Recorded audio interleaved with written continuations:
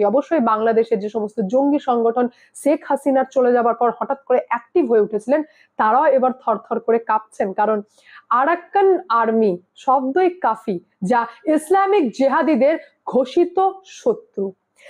৮০ জন রোহিঙ্গা বিদ্রোহী সহ সরকারি সৈন্যের পাশাপাশি সামরিক অপারেশন কমান্ডো 50 এর কমান্ডো ব্রিগেডিয়ার জেনারেল, যার নাম হচ্ছে থুরাইন্তুনকে অ্যারেস্ট করেছে এই আরাকান আর্মি রবিবার দিন, এবং বলে দিয়েছে বেটা মাংডাও, যেখানে বিজিবি ভার্সেস মায়ানমার আর্মি ছিল, এবার বাংলাদেশের BGB versus Bangladesh border guard versus এবার আমরা থাকবো, অর্থাৎ আরাকান আর্মি থাকবো। প্ল্যানিং একটাই যে বেটা এবার ঢুকতে হবে টেকনাফে, ঢুকে এই যে সমস্ত রোহিঙ্গা শিবির থেকে জেহাদি তৈরি হচ্ছে তাদেরকে টার্গেট করে ঘুষকে মারো। ঠিক ঘটনাটি ঘটছে, ইসরায়েল যেমন দেখাচ্ছে যে আমি ইরানকে মারতে চাই না, ওরম কিছু ব্যাপার নাই, আমি গাজা পাট্টিতে অ্যাটাক করছি, এই কারণেই করছি কারণ